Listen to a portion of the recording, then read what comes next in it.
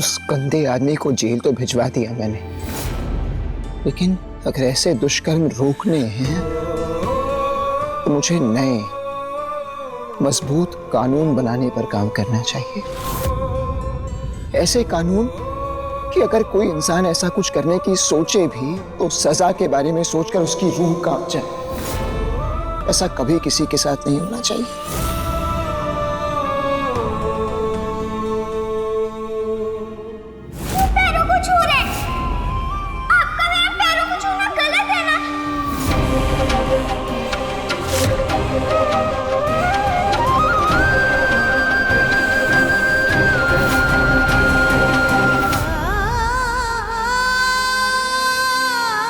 वंदिता, वंदिता,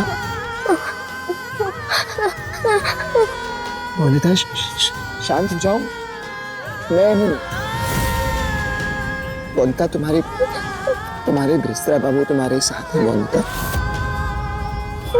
हाथ पकड़ो, हाथ पकड़ो। गहरी सांस लो वंदिता, गहरी सांस लो।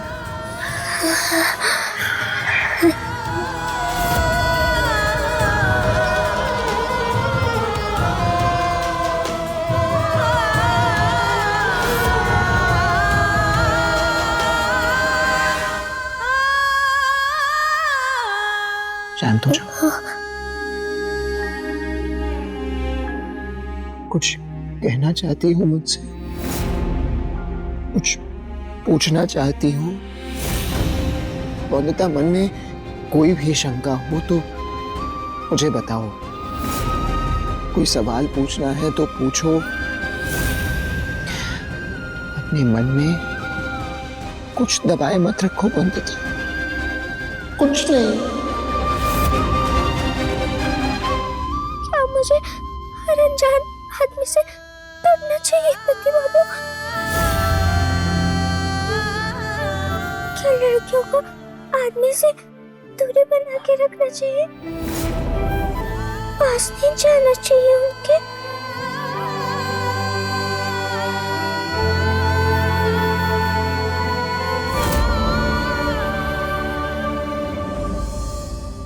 नहीं वंदिता, बिल्कुल नहीं। किसी आदमी से डरने की कोई जरूरत नहीं। अपने मन में कोई झिझक रखने की कोई जरूरत नहीं वंदिता।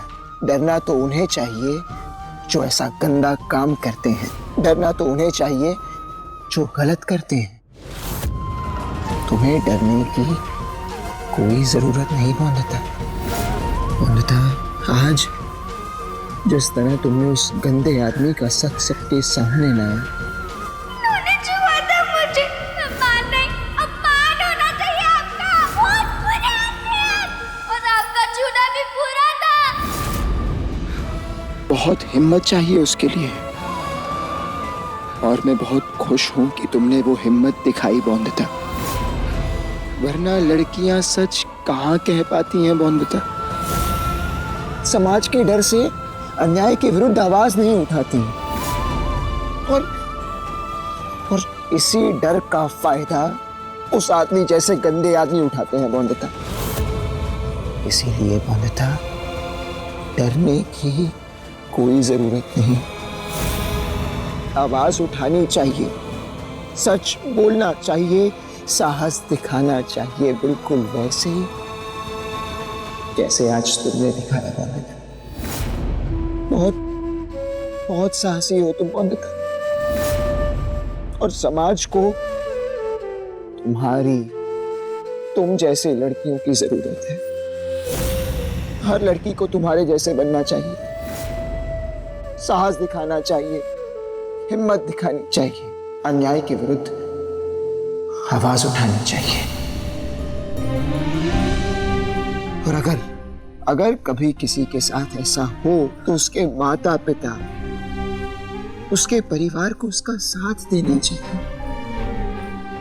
उस पर विश्वास करना चाहिए।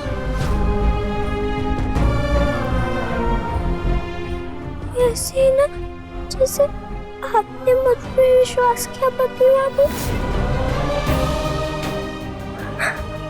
वंदिता, वंदिता, मैं तो हमेशा तुम पर विश्वास करता हूँ और हमेशा करूंगा। हमेशा तुम्हारे साथ खड़ा रहूंगा। कभी तुम्हारा साथ नहीं छोड़ूंगा, कभी नहीं। जो भी हुआ बहुत गलत हुआ। सब होना नहीं चाहिए था हमारी बहू के साथ। सपने में भी नहीं सोच सकते थे कि वो ठाकुर इतना नीच और घटिया आदमी निकलेगा कि हमारी बहू पे गंदी नजर डालेगा। अरे जानते ना, उसके पांव भी अपनी हवेली में ना पड़ने देते। मन तो कर रहा था कि उसकी आंख नोच ले बिहारी। बात बाहर न जाए इसीलिए पुलिस वालों को कह दिया कि खबर बाहर नहीं फैलनी चाहिए। वो चौधरियों के घर के बाद जो है,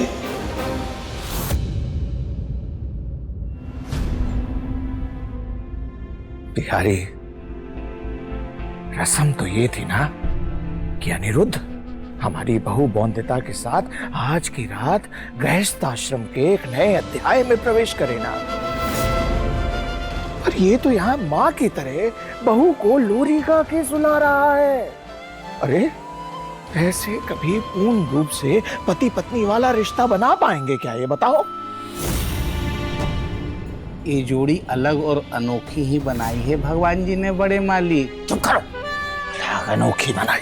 अरे हम करेंगे क्या इस अनोखी जोड़ी का?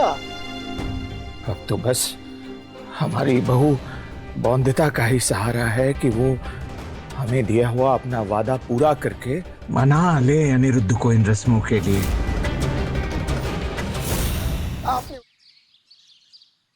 रात भर नींद नहीं आई। पता नहीं क्या हुआ होगा रात को। तो ये लड़का भी ना हमारा अनिरुद्ध कुछ नहीं समझता है। अरे शादी ब्याह ये सिर्फ मन का बंधन थोड़ी ना होता है। अब जीवन भर का रिश्ता बनाए रखना है तो पति पत्नी के रिश्ते के हर रूप हर पहलू को समझना निभाना पड़ता है ना। छोटा मुंह बड़ी बात मालिक। आपने तो हर संभव कोशिश करके देख ली। बरिस्टर बाबू के लड्डू में जड़ी बूटी भी मिलवाई ताकि वो शांत रहे, चुपचाप सारी रस्में करें, दोनों पति पत्नी एक साथ एक कमरे में जाए। पर मालिक बिहारी,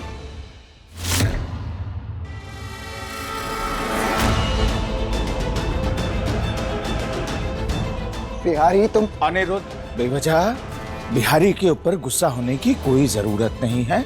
इसने जो भी किया है हमारे कहने पर किया है। हाँ हाँ। और हमने इसलिए कहा क्योंकि हम चाहते हैं कि तुम और हमारी बहू बौंदिता अपने रिश्ते में अगला कदम बढ़ाए। काका, मेरे वैवाहिक जीवन को लेके ये कैसी जिद है आपकी? आप जानते हैं अगर कल समय रहते मुझे होश नहीं आता तो आप जानते हैं ना क्या हो सकता था। काका, रीति रस्में इतनी जरूरी है क्या? इतनी जरूरी है कि उन्हें पूरा करने के लिए आप किसी भी हद तक गिर सकते हैं। और रस्में भी कैसी काका? बौंदिता छोटी बच्ची है, अभी अभी महावरी शुरू हुई है उसकी। थोड़ा बहुत समझ रही है वो कि उसके शरीर में कैसे बदलाव आ रहे हैं। थोड़ा जान रही है वो कि वो बड़ी हो रही है। और आप इस कच्ची उम्र में उससे रीति रस्में पूरी करवाना चाहते हैं, उससे अपना वंश आगे बढ़वाना चाहते हैं। काका, काका, बौंदिता बच्ची है। गीली मिट्टी से सांचे बनते हैं क्या भला? आपने उसे कहा कि रस्मों में बैठो, वो बैठ गई। बिना जाने बिना समझे वो आपकी बात मानती गई काका। इसीलिए मैं चाहता था कि सुमति माँ यहाँ आए। वो यहाँ आती, वो बौंदिता को समझती, बौंदिता को समझाती, और बौंदिता आपके कहे पर कुछ भी नहीं करती। पर दुर्भाग्य ऐसा कि सुमति माँ भी नहीं मिल रही। पता नहीं कहाँ है वो। पता नहीं चल पा रहा मतलब? हमने तो सुना था कि वो तीर्थ यात्रा पर गई हैं। तीर्थ से तो कब की वापस आ चुकी सुमति माँ। यहाँ तक कि तुलसीपुर भी आई थी बौंदिता से मिलने। पता नहीं ऐसा क्या हो गया कि तुलसीपुर आने के बावजूद बौंदिता से मिली नहीं सुमति माँ। अचानक से कहीं गायब हो गई। गायब हो गई? और लौटकर अपने गांव भी नहीं गई। अब आप ही बताइए, मैं बौंदिता से क्या कहता? कहाँ चली गई उसकी सुमति माँ? जिंदा भी है या?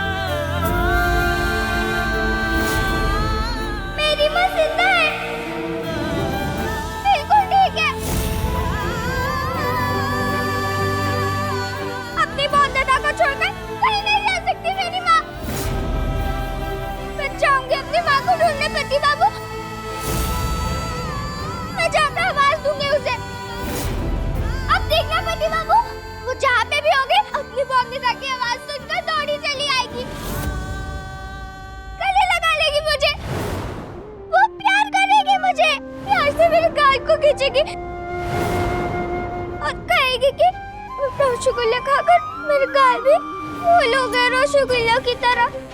अब देखना पति बाबू, अभी आ जाएगी मेरी माँ मेरी आवाज सुनकर। सुबह हो गई है। कहाँ है वंदिता की माँ?